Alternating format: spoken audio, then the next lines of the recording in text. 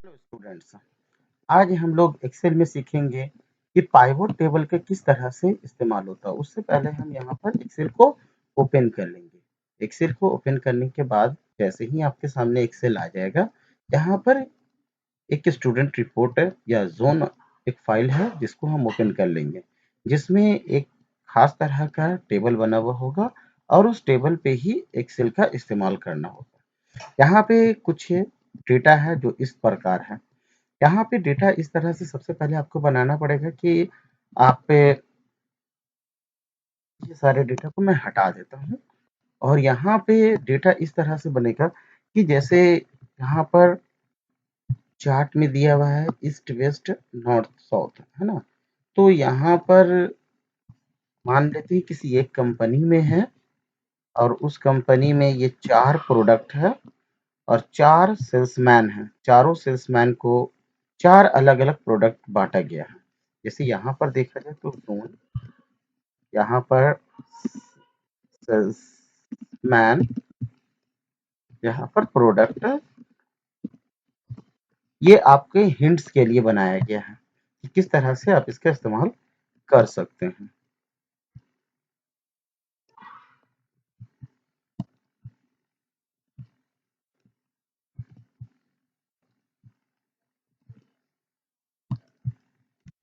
और ये सेल को ऊपर वाले इस बॉक्स को यानी पूरे चारों सेल्स को मैं एक मर्ज सेल कर दूंगा, यानी मर्ज कर देंगे इसको।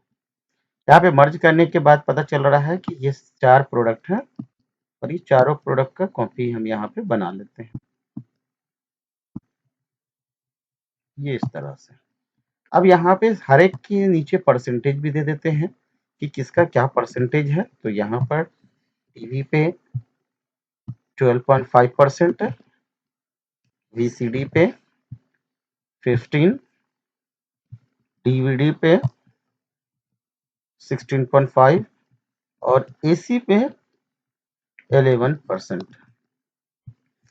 अब क्या करना है कि जैसे यहाँ पर इसको इस तरह से टेबल को एंट्री करना है कि सब एक दूसरे से अलग दिखे, यानी कि जितना भी रिकॉर्ड है वो सारा एक दूसरे से अलग दिखे। मीन्स यहाँ पे अगर वेस्ट में रवि है तो सबसे फर्स्ट में अगर 1/11/2022 डेट हमने दिया है यहाँ पर, तो इसका मतलब है 1/11/2022 में रवि का टीवी का एंट्री होगा और सेम डेट में ईस्ट में रोहित का वीसीडी एंट्री होगा, सेम डेट में नॉर्थ में संजय का डीवीडी एंट्री होगा और सेम डेट में साउथ में अविनाश का एसी एंट्री होगा। यानी यहाँ पे दिखने में पूरा क्लियर हो जाता है कि ये 4 जो डेटा है वो बिल्कुल अलग-अलग है। बिल्कुल उसी तरह जब नेक्स्ट 5th डेटा हम एंट्री करेंगे तो वेस्ट में रवि जो टीवी एंट्री कर चुका है उसका वीसीडी, ईस्ट में रोहित है जो वीसीडी एंट्री कर चुका है उसका टीवी और नॉर्थ में जो संजय है उसका डीवीडी एंट्री हो चुका है तो एसी का एंट्री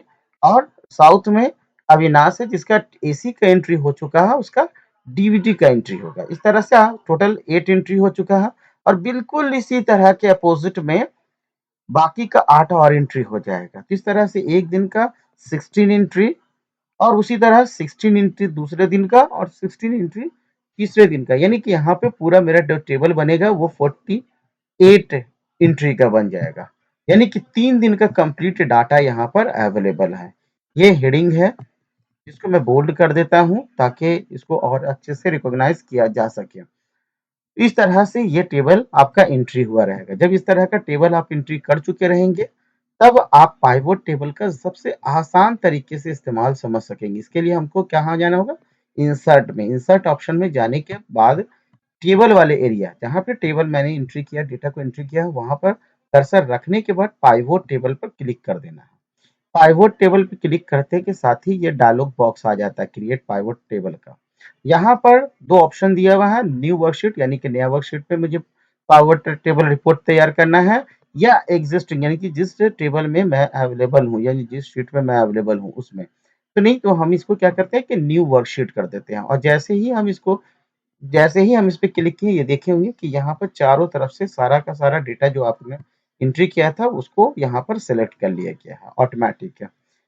ओके करने पे जैसे ही हम यहाँ पहुंचेंगे नए शीट में आ जाएंगे और नए शीट में हम देखेंगे कि यहाँ पर आपको एक अलग पाइवोट रिपोर्ट टेबल मिल गया है। अब यहाँ पे क्या है कि जिस रिपोर्ट को मेरे निकालना होगा, अगर मान लेते हैं कि अगर बॉस ने बताया है कि भाई ये बताओ कि आज के डेट में, यानी कि जो सेल्स रिपोर्ट है पिछले दिनों का, उसमें डेट के अकॉर्डिंग कौन से प्रोडक्ट का कितना सेल हुआ है, तो हम यहाँ पर 1 तारीख का एसी का, डीवीडी का, टीवी का, वीसीडी का सेल रिपोर्ट बता देंगे और कंप्लीट चारों प्रोडक्ट का सेल रिपोर्ट बता देंगे। उसी तरह दूसरे तारीख का और तीसरे तारीख का, इस तरह से यहाँ पर एंट्री दिख जाएगा। अब यहाँ पे क्या है कि थोड़ा-सा डेटा में मेरे कुछ गड़बड़ी हो गया है, इसको सुधारना भी है। तो क्या करेंगे हम यहाँ पर जाएँगे शीट पे, और शीट पे 1 पे जाने के बाद यहाँ से एंट्री 2 तारीख है, यानी कि हमको यहाँ पर एंट्री को देखना है 34 के बाद। ये जो एंट्री है यानी कि 3 तारीख का, ये एंट्री को मेरे नीचे कर देना, सभी में 3 तारीख हो जाना चाहिए। तो हम इस तरह से इसमें 3 तारीख कर दें। यानी कि डेट हमने चेंज कर दिया। यहाँ पे डेट चेंज करने के बाद वापस हम 4 नंबर के शीट पे पहुंचेंगे। शीट पे पहुंचने के बाद यहाँ पर ऑप्शन होगा और यहाँ पर हम रिफ्रेश ऑल ऑप्शन का यूज करेंगे और यहाँ पे देखेंगे 3 तारीख का डेटा आपके सामने अवेलेबल हो जाएगा। इस तरह से हम इसका इस्तेमाल आसानी से कर लेते हैं। ये रिफ्रेश ऑल क्या क्या कि जो कनेक्टिविटी था हमने पहले वाले शीट में जो चेंजिंग किया था वो ऑटोमेटिकली यहाँ पर चेंजिंग कर दिया। तो ये रिफ्रेश का वर्क होता है। एक्चुअली मैंने इसीलिए डेटा को वहाँ पर चेंज नहीं किया था ताकि मैं आपको दिखा सकूँ कि अगर कोई गलती से आपका कोई डेटा में कोई गड़बड़ी रह जाए तो उसको सुधारने पर यहाँ पर ऑटोमेटिकली कैसे चेंजिंग हो जाएगा। तो ये रिफ्रेश ऑल के थ्रू पॉसिबल हो पाया था। ठीक है, तो यहाँ पे हमने दिखा दिया कि रिपोर्टिंग अगर यही चीज हम डेट के हिसाब से ना करके यहाँ पर सारे डेटा को अनचेक कर दिए। अब ज़ोन के अकॉर्डिंग देखना चाहते हैं कि किस सेल्समैन का कौन से ज़ोन में कौन से प्रोडक्ट का सेल हुआ है। तो यहाँ पे सेल रिपोर्ट में यहाँ पे टोटल एंट्री करेंगे। रोहित का ईस्ट में टीवी, डीवीडी, वीसीडी और टीवी का क्या एंट्री है, यानी कि रिपोर्ट वो कैसे हुआ और टोटल ईस्ट में सेल इसका क्या हुआ, ये चीज़ है। उसी तरह नॉर्थ में संजय, साउथ में विनाश और वेस्ट में, यानी कि किसी का भी रिपोर्ट अगर हमको सभी का रिपोर्ट नहीं देखना है तो हम यहाँ पर रो में जाएंगे और यहाँ से रिपोर्ट सिर्फ हमको साउथ और वेस्ट का देखना है। ओके करेंगे, यहाँ पे सिर्फ साउथ और वेस्ट का रिपोर्ट दिख जाएगा। उसी तरह अगर यहाँ पर मेरे जोन की जगह पर सेल्समैन यहाँ पे ले लेते हैं और रिपोर्ट सिर्फ और सिर्फ मुझे रोहित और संजय का देखना है, यहाँ पे कोई भी रिपोर्ट नहीं दिखेगा क्योंकि रोहित और संजय तो वेस्ट में देखते हैं। यहाँ पे क्या होगा, जोन में हम फिर से वापस सभी को चेक लिस्ट में ले आएंगे। तो रोहित और संजय का ही डेटा हमको देखना था, सिर्फ रोहित और संजय का ही डेटा दिख सकेगा। उसी तरह अगर हमको प्रॉफिट भी देखना है कि इन लोगों ने कितना-कितना कौन-कौन से प्रोडक्ट में मुझे प्रॉफिट, कंपनी को प्रॉफिट कराया है और टोटल कितना प्रॉफिट कराया है, तो यहाँ पर ये चीज़ भी पॉसिबल है। अगर हम देखना चाहते हैं कि इन लोगों ने जो भी प्रोडक्ट सेल किया है, उसका क्वांटिटी क्या है, तो यहाँ पे टोटल क्वांटिटी यानी ईस्ट में सेल होने वाला टोटल प्रोडक्ट का क्वांटिटी 69 है और आप देखा कि इंडिविजुअली तरीके से कि एसी का कितना सेल हुआ है, तो 12 क्वांटिटी, डीवीडी का कितना सेल हुआ है, तो डीवीडी के बारे में ये बता देगा। उसी तरह टीवी, वीसीडी यानी कि इस टाइप के सारे रिपोर्ट को यहाँ पे निचोड़ करके एक-एक कर-कर के बताने का काम किया जाता है। तो इस तरह से हम लोग यहाँ पर पाइवट टेबल रिपोर्ट का यूज़ करेंगे। लेकिन अगर मान लेते हैं अभी इसका ज़रूरत नहीं है, हटाना चाहते हैं तो क्या करेंगे, यहाँ से जितना भी डेटा है उस सबको अनचेक कर देंगे और अनचेक करने के बाद यहाँ पे जो ये टेबल आ जाता है, तो इसको हम पूरे को सेलेक्ट कर लेंगे, पूरे को सेलेक्ट कर लेंगे। सेलेक्ट करने के बाद होम ऑप्शन में जाएँगे और यहाँ से क्लियर बॉक्स करेंगे, क्लियर, तो यहाँ से ये हट जाएगा। क्लियर ऑल, तो ये देखते हैं कि टेबल हट गया। फिर से दोबारा अगर हम टेबल लाना चाहते हैं, तो यहीं पर जाएँगे अपने पुराने वाले डेटा शीट पे, शीट 1 पे जो डेटा है उस डेटा शीट पे जाएँगे और यहाँ पे पाइवोट पे जाएँगे, पाइवोट पे क्लिक करेंगे और वही सेम चीज़ है, न्यू वर्कशीट क्लिक करेंगे और इस तरह से ब्लैंक डेटा शीट आ जाएगा। अब अगर ये गैप हो जाए तो क्या करेंगे यहाँ से, अगर यहाँ से गैप हो जाता है, कभी-कभी ऐसा होता है कि फील्ड वाला लिस्ट गैप हो जाता है, तो हम यहाँ पे फील्ड लिस्ट पे क्लिक करेंगे और ये दोबारा आपके सामने आ जाएगा। इस तरह से हम इसका इस्तेमाल कर सकते हैं।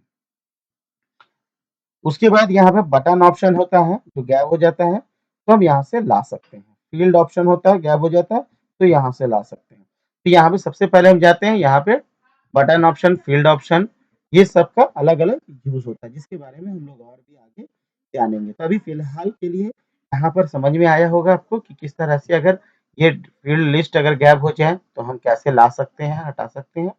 और अगर ये ज़रूरत नहीं है, तो ये वाले ऑप्शन को कैसे हटाया जाए, तो यहाँ पर जाकर हम सीधा डिलीट कर देते हैं। कहाँ पर? क्लियर ऑप्शन के थ्रू।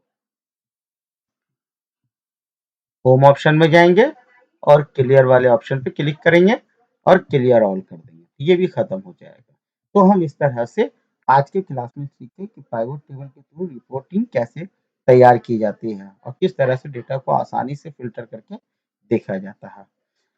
यहाँ तक के लिए आज का क्लास स्टॉप करते हैं, बाकी नेक्स्ट क्लास में हम लोग फिर से जानेंगे थ्योरी और उसके बाद प्रैक्टिकल के वीडियो के रूप में। सो थैंक यू, आज के लिए बस इतना ही काफी।